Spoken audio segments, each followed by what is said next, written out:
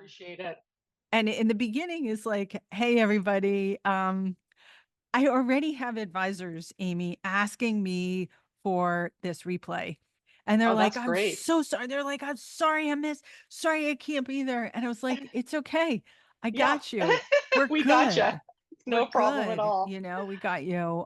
So it's great because I think like I'm so excited to talk with you and to, reconnect with you. I know, I And I lit know up when I got your email. I'm like, "Yes, Tina!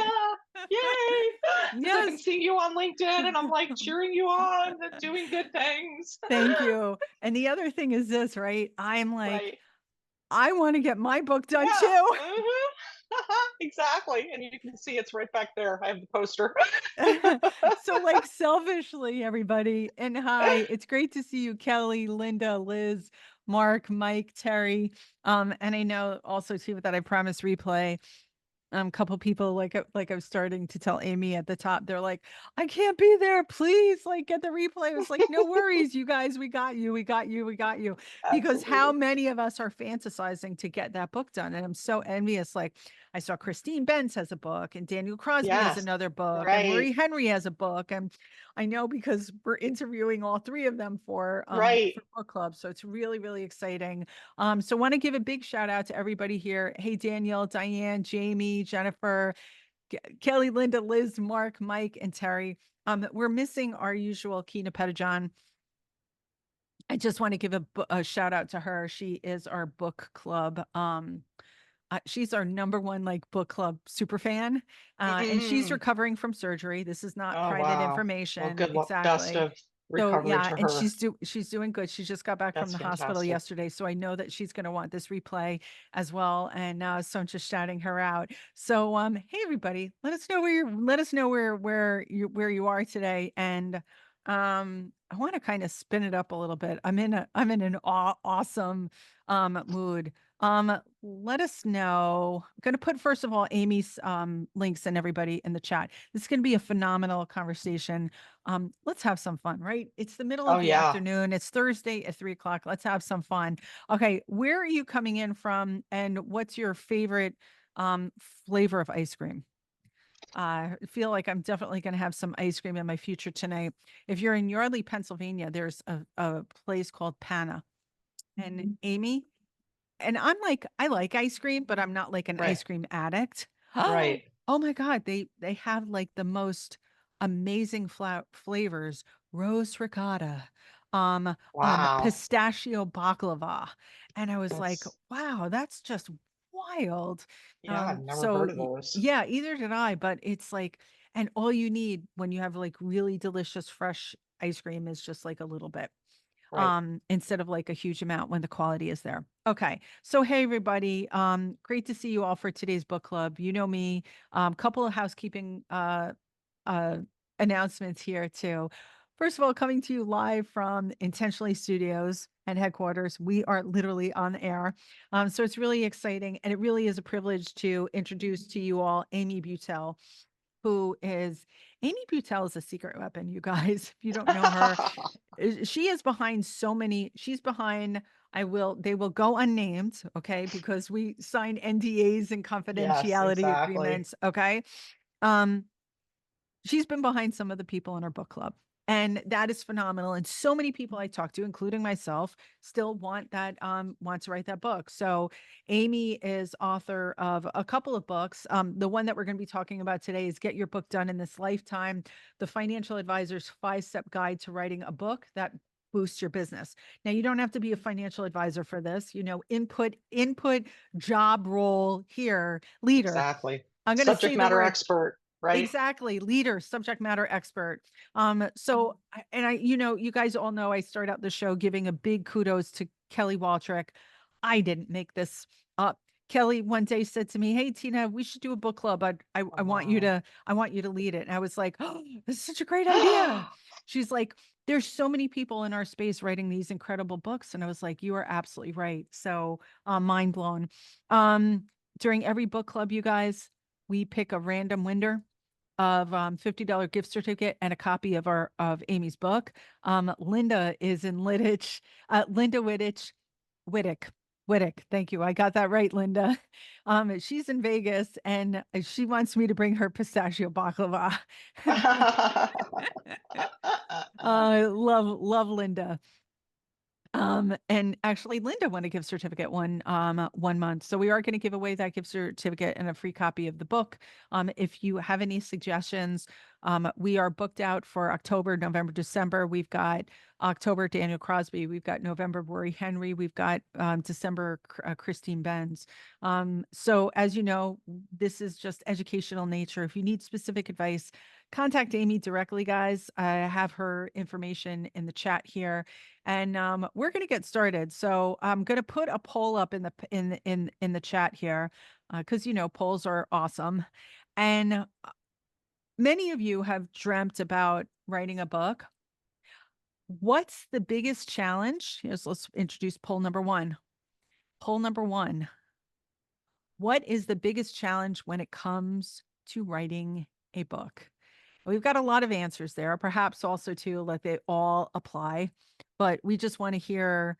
I think this is really good contextual information for Amy. Yes, While we're absolutely. doing that, let me just give you a little bit of her impressive bio. After writing more than a dozen books for financial advisors, technology companies, asset managers, and entrepreneurs, Amy finally decided to write her own book. Get your book done in its lifetime. It's really a fantastic. The book is divided and nicely delineated by sections, bold type. I would say I love the way that you utilize photography to convey some of your best ideas. Amy's a journalist with over 20 years and over 1,000 pieces of client authored content under her belt. That's why I say she's a secret welcome. You have no idea that she's had a hand in it. She's been published in, through her work, Journal of Financial Planning, Wall Street Journal, Wealthfront, New York Society of Security Analysts, and more too. So she can write very technical and very she'll reverse engineer back into a language that is on brand for you.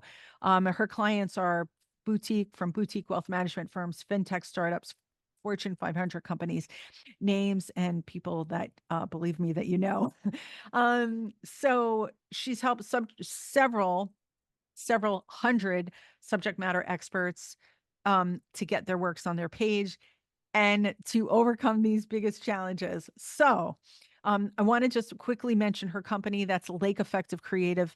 Please make sure that you're connected with Amy. I put her link in the chat to her or LinkedIn, and join me in welcoming Great. her. And here's Amy. Here it is. I'm going to end the poll, and we're going to share the results of, yeah. What do you think of this, Amy? I think it's not a surprise getting started, right? Because we all have all these ideas.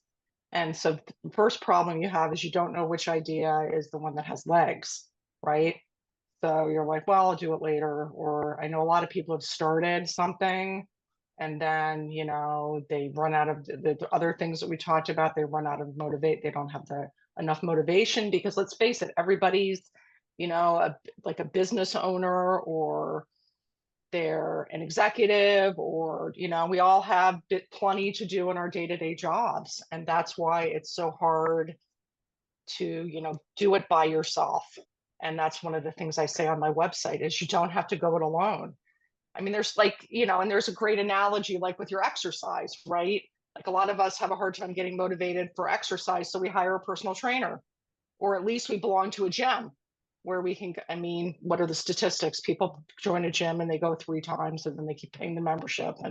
But if you really want to get serious, right? Like you hire somebody to help you. And we do that in a lot of other areas in our life. But I think when it comes to writing a book, that's hard because like you don't know who to trust, right? Because you don't want to waste your money on somebody that can't deliver the goods. And there's a lot of questions like how much does it cost, how much time is it going to take, like how should I try to publish? And it's a big job, but I think it's the reason why I'm so committed to this is for a lot of you that are maybe not so young. You'll remember in the early 2000s when the question was, do I need to have a website? right? Like, and everybody's like, I don't want to spend the money. Do a real people, is that really going to keep being a thing? So a lot, a lot of people, we waited and waited and waited. And then when it was evident that we had to do it, we did it. But like, right, nobody notices then. Like it's like you're kind of like, what do they say? A day late and a dollar short, right? You Right. have the website, but you're one of the last ones to get it up. And I think that's becoming the case with a book. Like a book is an authority platform, and people care less about, as long as it doesn't look terrible, people care less about whether it was traditionally published or hybrid published or self-published than the fact that you have a book that, so they can see, that you've got some substance to, your advisory practice, your business, your whatever your, executive position. It's an issue of substance and credibility. And then the other thing that I think a lot of people get backwards is all of us, I think virtually most of us are creating a lot of content, right? Like there's, blog posts, articles, white papers, case studies, website, whatever. But the thing is that just even no matter how much of that you have, it does not add up to what you get out of a book. And I'm like, do the book first, because then you've got all the content you need right there in the book. And then you can use what you've done, the work. And also, but I really think, the big thing is like, you will know so much more about your business and yourself after you write this book. I Mm. mean, you may feel like this is going to kill me because I'll be honest with you, like, I can't download your brain. Like, you could pay me a lot of money, but I cannot do it by magic. Like, it's going to be your book. I need you. Any good ghostwriter needs a lot of you to make the book happen. But once you do it, like, it's like, I have so many, like, I worked with some people. I mean, obviously, I can't say who they are, but they're in the private equity industry, and they basically restructured a lot of their business once they got into the book and realized more of what their value proposition was and what their clients really wanted out of them. So the book, I mean, I feel like I have a much better business since I wrote that book because, like, I mean, we're all like kind of, we're all good at talking, and kind of like people ask you a question, you kind of slide, but you're sort of like, well, yeah, and slide by that. But you can't slide by anything in a book, right? You can't say, oh yeah, I do that, and then not make it concrete. So like the book, the process really holds you accountable. And I think it really helps you kind of envision where you can really get, because we have a lot of us have mission-based businesses. We want to help people. We want to help them achieve their goals. But to do that, we have to think big. And also when you have a partner that you can bounce ideas off of and who can say, hey, I think you can do better than that. Like, right. To me, that's, I can say, hey, I think you're kind of sliding through that a little bit. I think you could do better. I think what I've seen of you is that you're more capable of that than that. Hmm. And so I've seen people I work with, they just get a whole nother vision for their business. And it's very inspiring. And then that's your legacy, right? That's something you can point to. And, your family, your colleagues, your friends, and say, look, yeah, this is, we all want to have a meaningful life. I think, of course, we all want to have nice things and money and all those other things, but we want a meaningful life. And I think doing a book is one way that can really help make that happen. And it's something you're going to feel good about, right? That's great advice. So, first of all, um, I want to thank everybody here for joining. And I do want to just shout out to also to Diane Robinson, also too, is thinking of in her initial, the rum raisins. So I just wanted to say she planted that seed. You just planted a huge amount of seed here, and I want to encourage everybody to ask your questions you can put it in the chat or you can put it in the Q&A. This is a time to really dig into, you have one of the brightest minds in journalism here, who has been behind some amazing, John O'Connell says Amy rocks. Oh, I love John that. rocks. John Yeah, John rocks. O'Connell rocks too. If you guys aren't connected to him, John O'Connell was on our book club too. Gosh, he was early, like in season 1. I Yeah. want to say like maybe he was maybe our third author. So that's great. But what I'm hearing, there were so many words, like literally everybody, I just jotted down like half a page of notes here. Substance, credibility, platform, build a better business, process, accountability, envision where you can go, vision for your business, create a legacy and a meaningful life. Those are like huge value propositions. So let's kind of, where do you see like, where do you see we had that initial poll, lack of time, don't know where to start. Is there anything else besides that poll that identifies really like where people are struggling? Like, why aren't more people doing it? I love your metaphor and talking about those early examples of like, hey, I don't need a website. We had the same thing. The chapter after that was social media. The chapter that Yeah, was blog. Oh, I don't need a right. website. Do I really need social media? Do I really need a blog? Now, Blog. 2024, it's podcasts. Yeah, Then it's YouTube channel. podcasts Do I and really need a books, right? podcast? Do I really need a book? Do I really need a YouTube Yeah, channel? The answer is yes, yes, yes. You you need do. I everything, mean, right? But what's the biggest common misconception about the process of writing a book? And then secondly, Amy, if you could kind of go in a little bit deeper, most people have never had the opportunity to hear from a ghostwriter or sure. to hear from somebody that has like worked with some of the best minds in financial services. What does that process look like? So again, what's the misconceptions here? And then what does the process look like?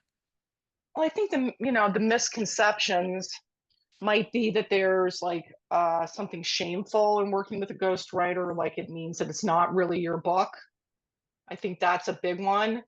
And it was interesting Mm, because one of my clients is like, you shouldn't be called a ghostwriter. You should be called like a coach, or because that's really what it is. I mean, because a lot of the people and other people think, well, it means that I can't write, and I can write. And a lot of the mm, people I work with, they can write. They don't have time though, right? They don't have the time to write. Maybe they're writing other things, or maybe their business has nothing to do with writing. Tina says I can write. Of course she can. Um, but so it's not, and the thing is, the job, my joke about ghostwriting is ghosts are invisible. Like it is not, nobody cares what I think as a ghostwriter. Like this is not about me. And I think that's one reason that I'm good at it, is I can put my ego on ice. Like if I'm asking you questions or I'm inserting my opinion, yeah, ghostwriting is coaching. It's basically, I'm asking you the questions and trying to help you find the best way to structure what you have to say and then to say it. mm. And Um, it's not any failure in you that you can't, of course, you can't do it. You've never done it before, right? That's so key right there. And even Daniel says like he's never looked Yeah, at it like that. It is why it was like it's such a fallacy. Like we feel like, okay, as a golfer, there's I'm something allowed to wrong with have a me. short game coach. Yeah, right. I'm allowed You to have a have a tennis swing coach, coach. right? I have a friend Exactly. who has like 3 tennis coaches, right? I have another friend who has 4 running coaches because he runs marathons. But then we're afraid to hire somebody to help us write our book because we think it means that it's somehow fake. And that's why, like, I have clients that are like, you can never even breathe a word because they're ashamed and they think other people will doubt their ability, right? But like John acknowledged me in his book because I was an accountability partner for John. So that's one reason I have it there, because I know he won't yell at me and say, put that away, because I don't want anybody to know that you helped me. Well, And I think some yeah, of this is sorry. we're shamed in general at asking for help a lot of times. And then there's a lot of shame just attached to this particular endeavor. I love it. So speaking of John, as you were saying that, this like literally happened in the chat. John says, you can be a coach, confident trail finder. You need guidance to do something that is new. I love that. So here we're talking Yeah, about, okay, so let's kind of fast forward into the future. So now I right. had you in the Suite podcast for Yeah. season 1, and I too have been wanting to get my book done. But we had a couple of health crisis issues that have Right, of course. happened in the last couple Yeah. of years that we're dealing with. We still though want to get the book done. Yeah. Okay, so Tina Powell engages Amy Right. Buttell for the creation of that book. So kind of walk us through the process of like Sure. what does that relationship look like? Well, usually what I do with people is I like to book a call once a week, and I think if we can book it at the same time, right? Of course, things happen. People go on vacation. You have to change things, but it's just a nice cadence. to get together and have our hour that we spend. And we start out by just talking about your book ideas and talking about your audience and talking about your business and, think big, like where do you want this to go? Right? Who are we writing for? Because Mm, I think a lot of people get this mixed up. They think the book is for me. The book is not for you. I have news for you. The book is for the people you're trying to help, right? And if they s- don't care about what you're writing, it's not going in the book because it's self-serving. And that's not what this is about. Just like a book isn't about me. And there's a way that the book isn't about you. It's about your readers, right? So we talk a lot about that at the beginning. And then once we have an idea because people think I have a book, I can put everything in it. I'm like, no, you cannot do that. It's like it's like the kitchen sink, right? Or if you're right. cooking something, it would be like taking everything in your kitchen and throwing it in a big bowl and saying, that's dinner. And people are like, I can eat that. You got mayonnaise and noodles and meat and blah. Um, so we talk about, what we come up with the idea that's going to best serve your end goal, whatever that is, usually, acquiring more clients, helping more people, growing your business, whatever that is.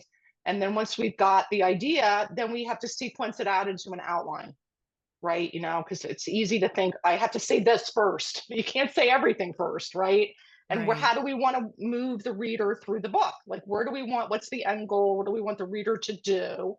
And Mm, then how do we best sequence that out in explaining their problems? A lot of it's right. You're helping people solve problems.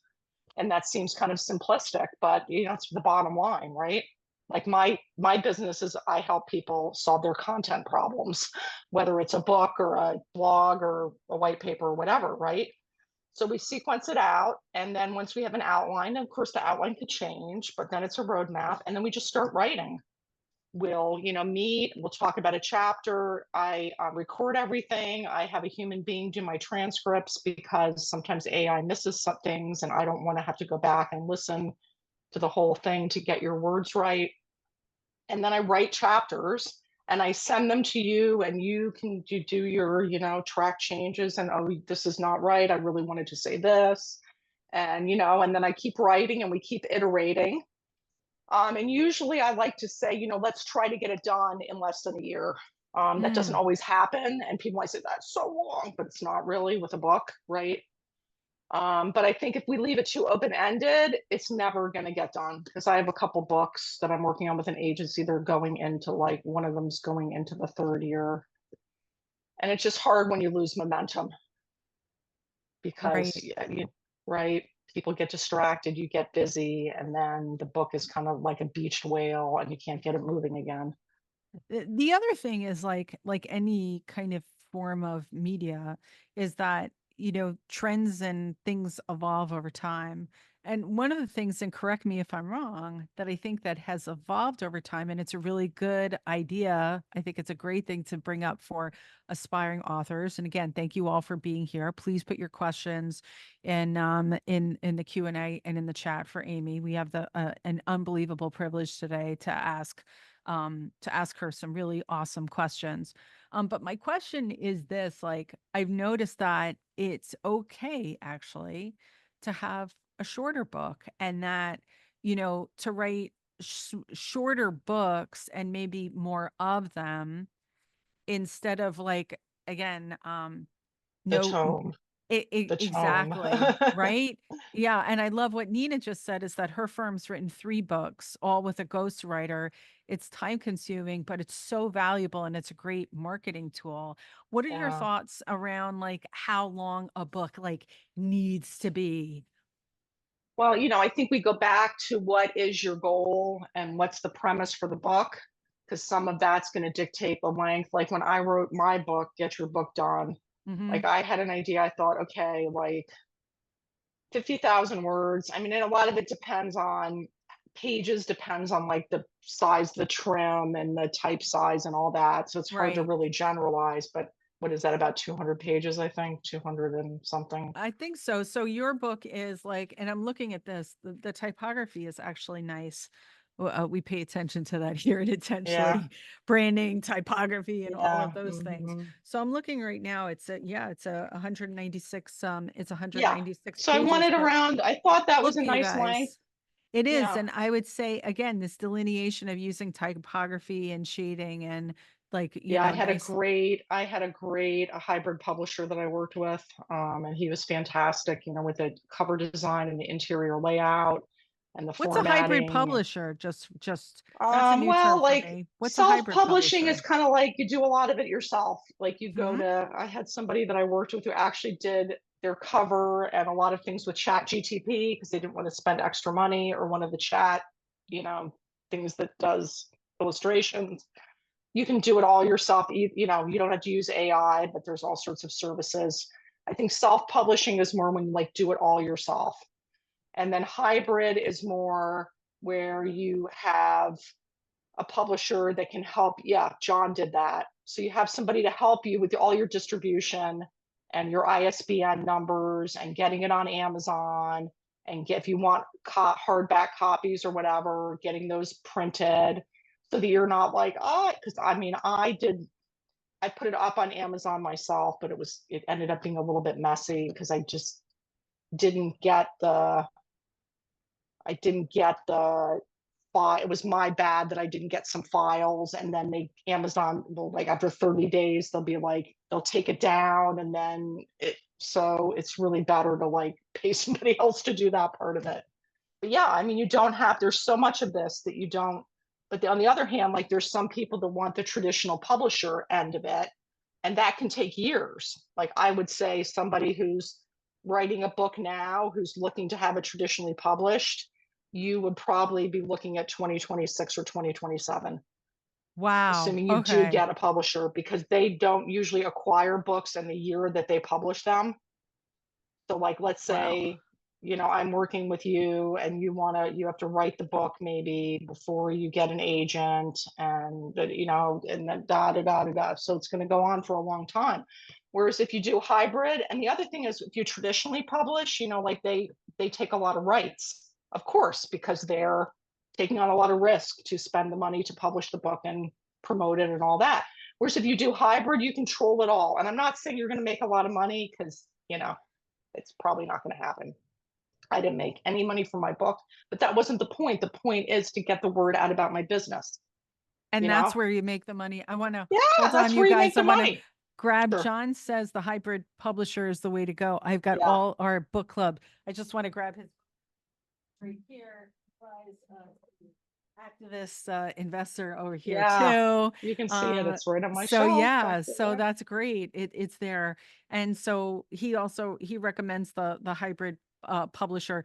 Is there someone is there somebody that like for I guess the like your book coaches can direct you into all of those things. And that's probably like that is probably the last is that the last step that you worry about? Like Well, is it's it not the last step. I mean, what I did okay. when I was working on my book is I had written probably about 2/3 of it, maybe half of it, when I started talking to Morgan. He was the same one that I recommended him, Morgan, to John at Firewire Books in Salt Lake Hmm. City. I started talking to him, and what was super motivating for me was to get the cover done before I had the book done. Because when you have the cover, you feel like you're so close, right? Whereas in the Wow. absence of a cover, it's just kind of like this thing that's not that concrete, and it feels like, I say a lot of people, they get halfway through the book and they're like, why did I ever say I was going to do this? It's Ah. like being 8 months pregnant, for those of you who can relate to that, and you don't want to go through labor, but you don't want to be pregnant anymore. And there's only one way to stop, right? Right? Oh, I love this idea. I'm just putting in the chat, getting the cover done first Yeah, is like or when almost you're like in a the process, yeah, right? visualization, Yeah, manifestation, because then you have like you're it. hyping, you're so hyped, like you can see it, like you And can you've also made visualize a it. commitment to it because you've had to pay a ghostwriter. And that's, Hmm. some of this is accountability. Like, let's be honest, if we're not paying for something, a lot of time it's just easy. It just keeps slipping to the bottom of the list because we don't feel like we have enough skin in the game. But when you're paying people to help you, because I'll say to people like, okay, you can wait another month to get this done, but you're just going to have to keep paying me. I mean, it's your money potentially that you're just like, it's just going right down the drain if you don't have your end if you don't uphold your end of it. So Linda asks a really good question, and that is like, if we're Sure. working weekly with a ghostwriter, working weekly with you, how much time I would say, and that's why I'm so appreciative every single time that I start out this book club, like you guys are really, really mean it. Even if you're listening to this on replay, your time and attention, I think is the greatest like Oh, yes, currency and greatest gift absolutely. in the world. But she asked the question that how much time do you dedicate it? Like, is it an hour a week or is it like 3 hours, like I have to prepare for the meeting with you, like Yeah, kind of talk a yeah. little bit about what that, because again, I know that a lot of people listening live, listening on the replay are like, I don't know. I know that we have another poll in the wings here that I'm going to launch in just a little bit, but gosh, I think that all of us right now in some way are, fantasizing and dreaming for our own books. Yeah, and I think it's really good to be realistic because I think a lot of people coming into it think I've hired somebody so they can do it for me. And it's like you don't hire a tennis coach to play tennis for you, right? You hire the tennis coach to help you play tennis better, right? You're not saying, okay, I've spent the money, you're going out under my name and paying my tennis games for me. It's the same thing with this. Like, I can't do it for you. So I would say, yeah, 3 hours a week is probably a minimum. And it's going to Mm, depend. Like at the beginning, it's probably not going to be as much time because we're talking about ideas and we're working on outlines. And right. that's probably, but as we get on, if you don't spend the time like reading my drafts and preparing for our calls, then the time that we spend together is not going to be as good. And it just extends it. And then it can be like agony because we're both like, is this ever going to get done? And again, I'm Yeah. like, I'm happy to help you, but I can't do it for you. I can't download your brain. It's like anything else. Like, like a lot of for the financial advisors in this audience, you understand like return on investment. It's exactly the same thing. Like if you want to return on your investment in a book, you have to put something into it to get the return because it is your book. It means it's Wow. your time. And and the thing is, like, I've had some people that have talked to me and they're like, I'll be honest, I'm not going to be able to make the time. And I appreciate that because they're being honest with themselves, right? Right. But they So, can't say that and have the book. It's you right. have to want the book So, enough to spend the right. time. Clearly there's amount of sacrifice. I think again, a lot Yeah, of our I'm listening not gonna audience, lie. It's right? not like free. Right. Right. Here's a question from an anonymous attendee. I think it's really good. And maybe I have to imagine that this question is on the minds of other people too. That person's been asked to ghost write a book for a senior partner in a wealth management firm. Okay, Any pointers where they should begin? And I think like from intentionally, and we're a growth marketing consultancy, we see that a lot. Sometimes there's a core competency within the firm that is actually really good and very impressive right. and writing that, right? But I would love to hear your answer for that, as well as if we can get into a little bit of the intellectual property, like I am Sure. at a wealth management firm and I write that book on behalf of somebody else. So that person's looking for pointers. Again, he or she has been asked to ghostwrite a book for the senior partner. Any pointers on where that person should begin? Well, I would say, just some of the things that I was just talking about, like, just also getting an idea from the person that wants the book to be written, like what are their expectations? It's Hmm. always a really good conversation to have. Like, okay, what do you expect? Like, because they may say, well, I would think you could get it done in 3 months and it's not going to take that much time.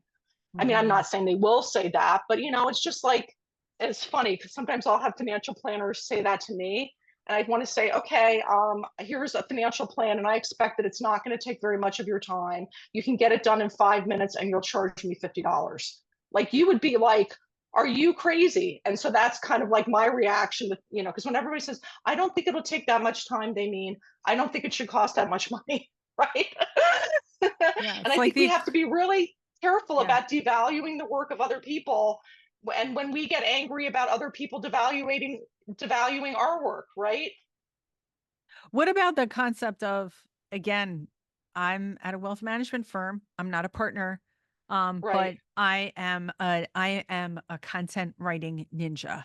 My right. boss asks me to write a book on their behalf, that gets published. talk a little bit about the intellectual property. Like in that case, if I'm doing, you just talked about reaffirming goals and establishing Right? expectations, right? Should Yeah. that person should they speak up for themselves and say, hey, if I write this for you, I need credit? Again, my Well, yeah, fear, I think Amy, a is lot like, of this yeah, is right. establishing the parameters. And if this is on top of your regular job, like, are you going to be expected to write the book and do everything associated with it, plus do your regular job when you're probably already maybe doing a lot, right? I think you have to maybe say, okay, I'm willing to take this on, but to get it done in an appropriate time frame, like what can we take off my plate to make time to do this right? Because it needs to be done well. And it's credit. I would say yes. It's especially if you want to do more book ghostwriting, it's great to have the credit. I mean, in terms of intellectual property rights, like let's be honest, most of these books are not going to make money. So, like when someone says, "Oh, I'll give you a portion of the royalties instead of paying you," I'd be like, Run.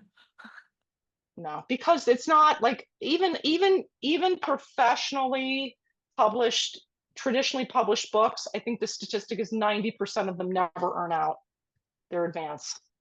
Mhm. Okay, thank you guys. The questions keep on. We're like, brrr, it's Yes, nonstop please. here. Okay. So Kelly asked, did we mention an average timeline for this process? We said, average a year, Yeah, at least a 3 hour commitment every week. Kind of think of it as a master class. Think of it as you're working towards like a credential, an exam, like something like that. So that we answered live. This from Daniel. And then Linda, I'll get to your question. 18, and he's finished his first book in July and been writing his second book around the same time. Both works are actually fictional. But he hasn't had any covers yet, but he will be getting them soon, I'm sure. nice. How can I edit my writing and get a route for publishing? Where can I find a good literary agent? This is all new to me. And he says, Yeah, thank you so much. sure. Yeah, that's the hardest part, right? Finding an agent. Hmm. And in terms of editing your own work, I mean, that's, I think, one of the toughest things that we can do. I mean, I think depending on, how much you want this to be published, it might be worth, there are like fictional people that do fictional, like developmental editing or critiques. It might be a good idea, maybe just to hire somebody, maybe even to look at a chapter or two, and I can't say how much it's going to cost. It wouldn't cost as much as a whole like book edit, but just to make sure that, you've got, because you want to put your best foot forward when you're looking for an agent, and finding an agent is basically like I worked with somebody who wanted not a fictional book, a nonfiction book, financial advisor. And, a lot of it's just finding an agent is kind of just Googling for fiction agents, or you can even go, to the library or a bookstore, books that you Mm, like. And a lot of times people will put in the acknowledgments their agent's name.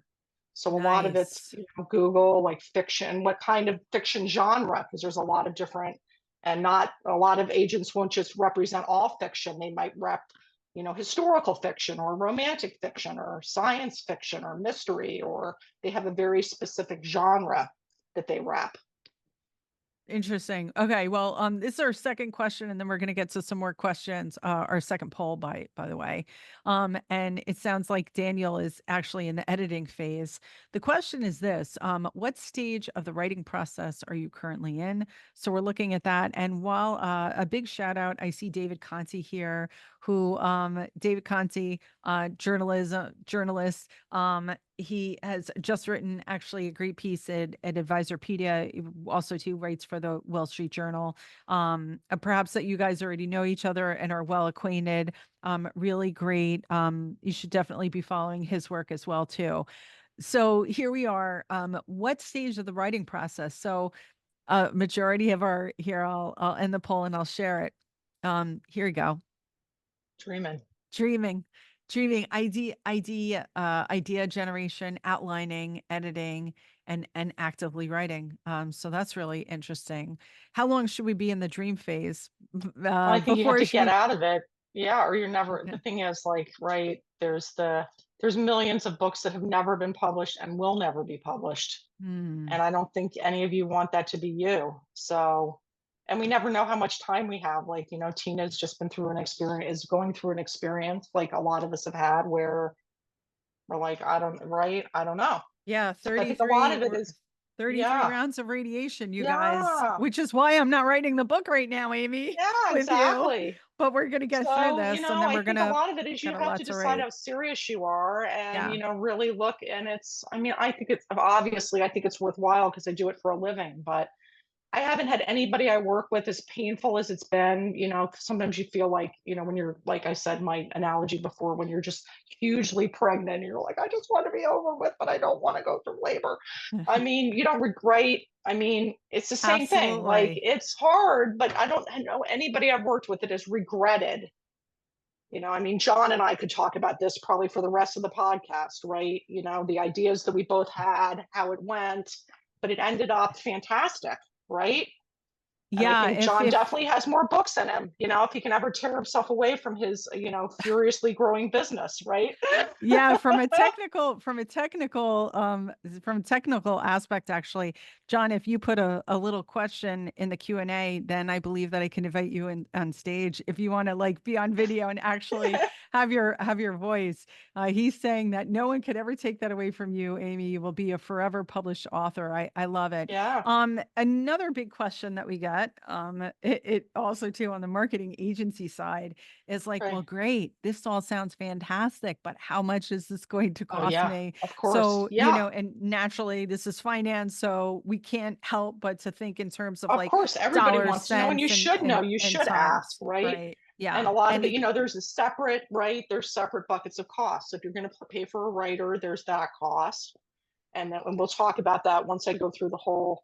Then you're going to need a proofreader because you don't want your book to be full of mistakes, and there's style consistencies, that you don't want. It's some place to spell one word out and another place abbreviate it, right? You want it all to be consistent. And then you need, the book to be like, you need a cover, you need it to be formatted. And then if you want to pay somebody to distribute it, right? So those are the costs. So I would say for the book ghostwriting, it really depends. I mean, there are shorter books that maybe you could pay a ghostwriter like $15,000, and it can go, as high as you can think, pretty much. A lot of it depends on, yeah, what Mhm. you're, maybe you can't even get somebody for 15, or you can get somebody that's not that experienced. Right. And then proofreading is usually maybe like 4 cents a word, through your editing and proofreading, a couple cents a word. So if you have 50,000 words, whatever that is, a couple $1,000s. And I ended up doing 2 rounds of proofreading because I had a round of proofreading done before the book was formatted, and then a round of proofreading done once the book was formatted. And plus my publisher and I were proofreading, and we still, found mistakes because, it's a book, it's a lot of words. And then the last cost would be, the formatting, the cover, the distribution. I mean, I think my package with my hybrid publisher was maybe 6,000 for the cover, the book formatting, and the files for the ebook and the print book. And then I Mm. did Amazon print on demand, which you can get books for a couple dollars a copy, but you have to pay for shipping. It's like you're not going to get Amazon Prime to ship your own book for free. It doesn't work that way. Or you can Spoiler do, alert. So, yeah, so what or is you that? can pay Mhm. like, maybe 10, 15,000 for somebody to do that whole block. And then if you want printed copies, like hardbacks, I think John might have done that, maybe the hardback, where he wanted hardback copies to distribute to his clients. So then you have a printer involved, and that takes months to get and like during the pandemic, when John and I were both working on our books, there was a paper shortage. I mean, there was all sorts of crazy stuff going on. So, and who knows, that could happen again, because now they're talking about the East Coast ports might be going on strike, and who knows what wrenches that's going to throw into the system. So yeah, I mean, I will not lie to you. It is not an insignificant commitment. You're probably talking about, if you want a decent book and you don't want to do a lot of the, the end work yourself, you're probably talking between 35 and 60 maybe. And that depends on if you want printed, if you want like hardback printed books. Amazon print on demand, I did it. And you basically, what I would do is like, I just order like 25 books at a time. And I pay like, Okay. I don't know, $3 a book or something. And then I Okay. get them and then I'd send them out to people, right? And that was a lot of fun. And then when I was getting low, I'd order 25 more, right? And then, but the thing is, like within this cost, you can spread them out. Like usually when I work with people, I say, okay, we're thinking this is going to take a year. Let's say, let's Right. ballpark a year. Let's say I charge you $20,000, 25,000, whatever it is. So Right. we divide that up by a year, by 12. So then you have monthly payments. The first month I ask for when we sign an agreement, because you should always have a signed agreement with anybody you work with. As a business person, you know that. I don't have to tell you, but you also have to be really careful if you're working with hybrid publishers, because some of the cheap ones want rights. Like they stealthily try to say they need rights to publish your book. So you need a lawyer to look at all your contracts, because this is not like Joe Lawyer who helped you get your business license. This is probably an intellectual property lawyer, but it's worth it because you don't want to Mm, publish a book and then find out later that you gave away rights that you didn't even know, because you wow. didn't like look at the contract closely. And if you Interesting. traditionally publish, you want that too, because the publisher wants rights in perpetuity to publish it on Mars. And you're like, So oh, then, that's not a thing. And then in 10 years, it'll be on Mars and it will be a thing and they'll make a lot of money. And you'll be like, wait a minute, I should have had a lawyer look at that. yeah, yeah. I want to ask a question. It's interesting because I do want to mention the fact that Nina said that, what she says at her firm was that it was never meant to be a New York Times No, bestseller, but she just wants to give it, make sure that they get in people's hands and get it out for free. right. Is there a person besides the procrastinator, non-starter, doesn't have enough time, doesn't have enough resources to devote to this? Is there anybody who potentially, because you've seen some failed attempts as well too. I think it's really important to just say like who shouldn't be writing a book. Like if we're approaching the book from like, hey, this is going to change my life, it's going to change my career, it's going to change my business. Well, yeah, if Is you think there a you're going to have it, I person? mean, everybody I talk to mostly thinks, okay, I mean, I'll get like, oh, I understand I'm not going to make money off it. And then I'll be Yeah. having another I'll be like, but you don't, because everything you're saying to me is that you think you're Hmm. somehow going to get this money back. Right. And it's just, I mean, I'm not, maybe you will, but I would never count on thinking I am going to be able to sell this book. Once it comes out, I can sell it. It's going to sell a lot of copies. I mean, I think my book is actually sold maybe 150 copies of my book. And I spent, with because I had editing. Of course, I wrote it myself. That's one advantage of being me, is that I could write. I didn't have to hire somebody to write it for me. I wrote it myself, but I still had a copy. I had an editor and I had a separate proofreader. And then I hired Morgan. And then I had to get my ISBN numbers. And, there's just incidental little expenses here and there. And what I did was I actually borrowed, during the pandemic, the Paycheck Protection, Yeah. there was money that you could borrow to promote your business. So that's what I did. I borrowed $10,000 at 1.5% to publish my book. Right. But I never expected that I was going to make any of that money back. A lot of these costs are what we would call in accounting sunk costs. You're not, but that again, that's not the point. The point is, if I get one client from that book, that more than pays for everything that I spent. So a lot of it is just, and then everybody thinks, well, the agents aren't interested in other people's books, but they'll be interested in mine, right? And maybe they will be, but it's hard. It's really hard to get the attention of those agents. And then if you do traditionally publish, a lot of times the publisher won't do anything for you in terms of marketing. I mean, I have a I've book that heard that. yeah, I had a book that was traditionally published. I'm still friends with the authors. And their book actually made it on the USA Today bestseller list, but they probably spent at least $50,000 hiring a book marketing firm to make that happen. And they did get an advance, right? But I doubt that the advance covered what they spent, because they had to hire the ghostwriting agency that hired me, right? So the idea that you can't think you're going to make money on it. You can't think that, and the funny thing is, you can't even think your friends are going to read it, which sounds horrible, because like you're like, my friends love me, and of course they do, but they don't. They might not even. They just might not. I mean, so it's very good not to have expectations and then be disappointed if you're the people that you care about aren't that interested in reading your book, because it can get weird. But sometimes people think, well, if I write a book, it would be better than yours, and then they get kind of a little bit strange because you actually did it and they haven't. So yeah, I would say you need to just understand, like, you're doing it so that to help your business, Mm-hmm. and it will help your business even if you don't get any business off it, because it will clarify your thinking about your business and you'll have a better business. That's huge right there. I hope you all heard that. Put that on repeat. Loop that. We've got to actually loop that. One of the questions here again, coming in like crazy here, the idea of blog ghostwriting. Yeah, Because again, I think content creation is now um a dip, content creation is a strategic maneuver of a firm to put their absolutely. own exactly. And so companies are leveraging it both the on the short form side, which I'll call like the blogs and the ebooks and all of that. And then we have the long format.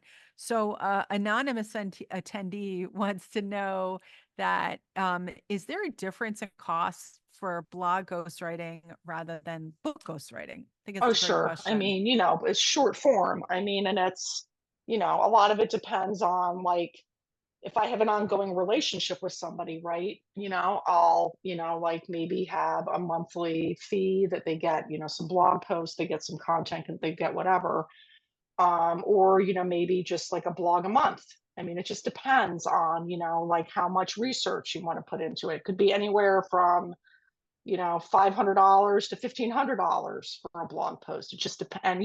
If you're an industry that's compliance, that has to go through compliance, you understand why it's going to cost more, because if you hire a writer that has no clue about compliance, you'll never be able to use their stuff, because they'll start making promises right, left, and center.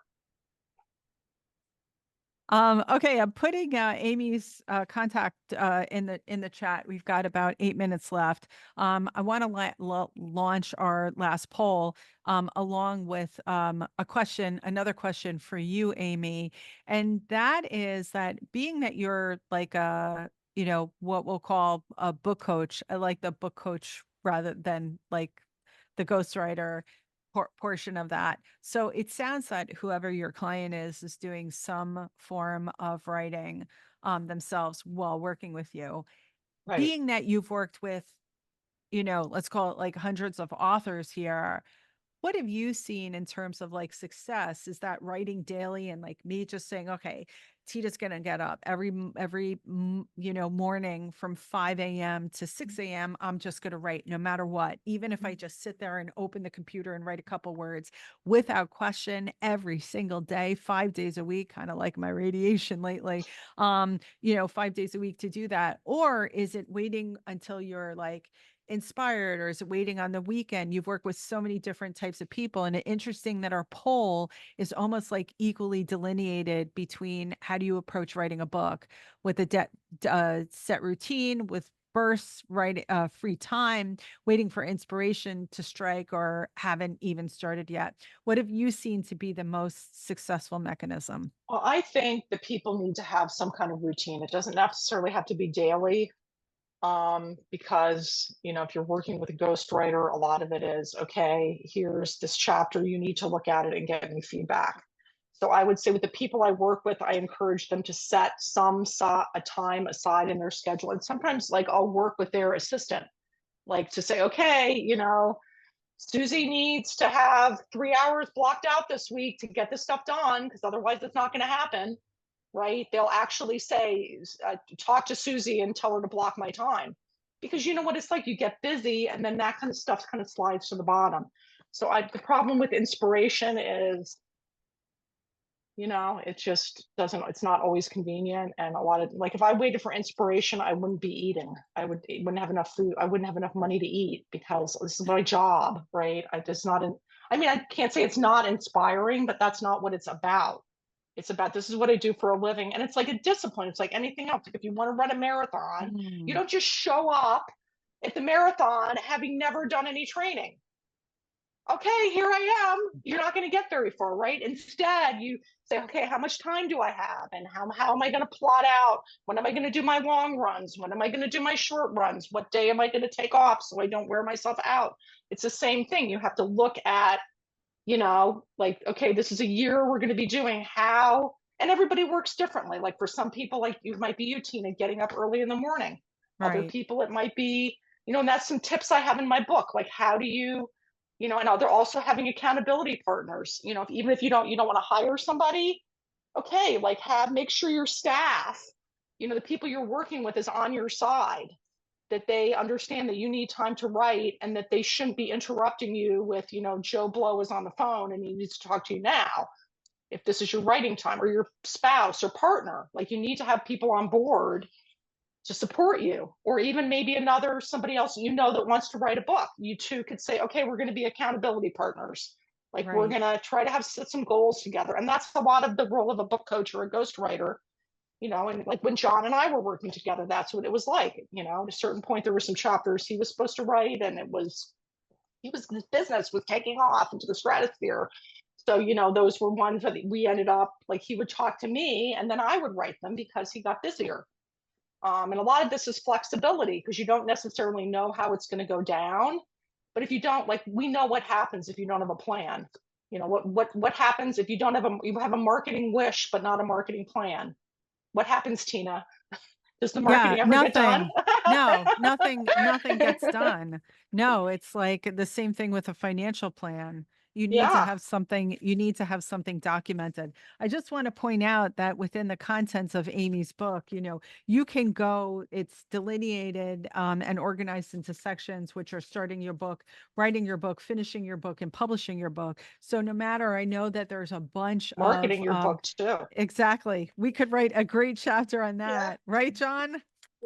I would say this, if John O'Connell, who's a CEO and founder of the Oasis Group, technology consulting company, if John can put out a book like that, is really truly impressive because that man is busy. I know. I'd He's be like everywhere and he's John and just, doing trying to everything. schedule, right, and review, but he Yeah. did it. But the reason why I mention that is because, like, there have been a lot of people who are on here live who I know are going to be listening to the replay. If you actually get the book, that you can dig into and hone in on what chapter, like, hey, I'm at this stage. And you could also to like jump ahead. Like it's easy to dip in to each chapter, which I like. And then Amy provides a lot, she's ending each chapter with resources. And again, you guys all make sure that you're all connected. I put her Yeah. links in the chat. I'd love to connect with any of Um, you on LinkedIn. I'd be thrilled. yeah, Always looking to yeah. connect with good people. So any words of, yeah, what is the best way to I put your contact in there in LinkedIn. Is there any other ways that people should get into contact with you? Well, yeah, my email I think is there too. It'slecreative@mac.com, and I look at it all too much. Probably somebody should pry my phone away from me to stop me looking at my emails. Okay. But And yeah, I mean, any I think a lot of this for you guys is just, like so much of it is believing in yourself. Like just believe mm, in yourself that you can do it and that you have something worth saying. And if you really feel you don't have the time now, it doesn't mean you're never going to do it, but it's good to be honest with yourself, right? mm, yeah. Like Tina, right? Tina wants to write a book, but she knows now is not the time for Tina to be writing a book because Tina has a lot of other things on her plate.